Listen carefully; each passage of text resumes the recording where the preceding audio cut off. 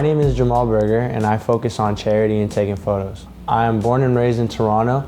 I primarily shoot black and white photography.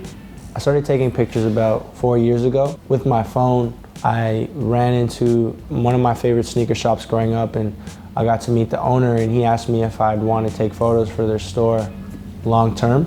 And I told him, look, this is what I got, but if you buy me a camera, which was something I wasn't able to do myself, if you buy me a camera, I'll work for a year for free.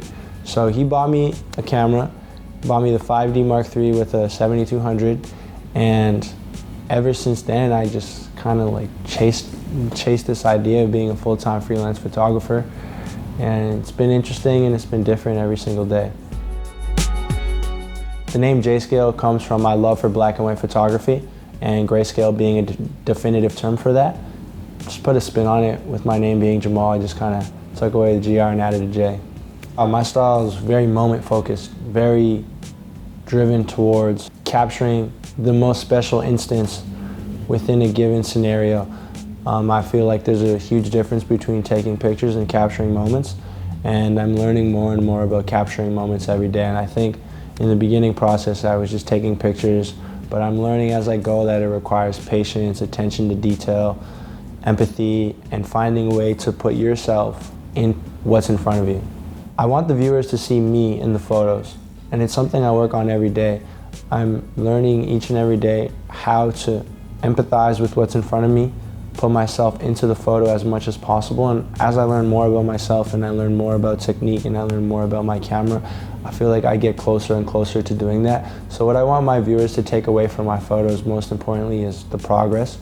When it comes to choosing gear and going outside, it really depends on the situation. If I'm working, I'm gonna go outside with my 1DX and a 35, and I'll have a 70-200 just in case. I also really like the 85 1.2.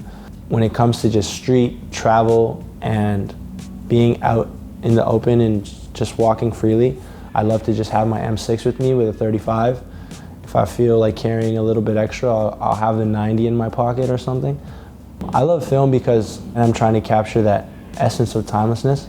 All my favorite photographers shot with an M6, and I'm not trying to be like them, but I'm definitely trying to find my way in that path. And digital's cool and there's all these advantages to it, but sometimes I feel as if, you know, when you have a digital camera and you can shoot burst or you can shoot auto, who took the photo? You are the camera.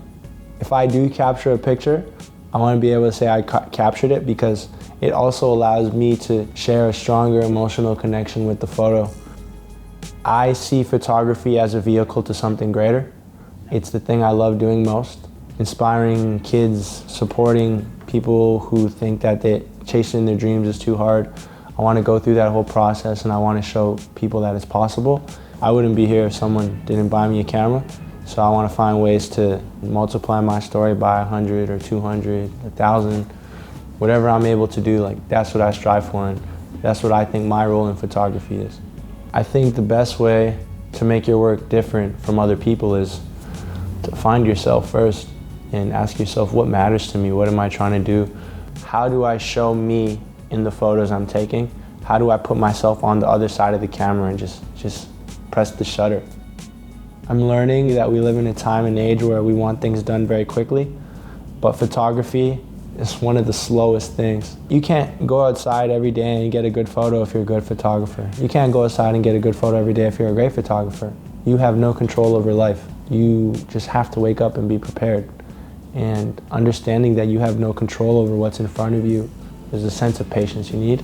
So my tip would be to shoot for yourself, and the other tip would be to be patient. Some of our favorite photos that we see in books, they waited there for days. They went back there for 20 days in a row, 30 days in a row, just until they got that one photo.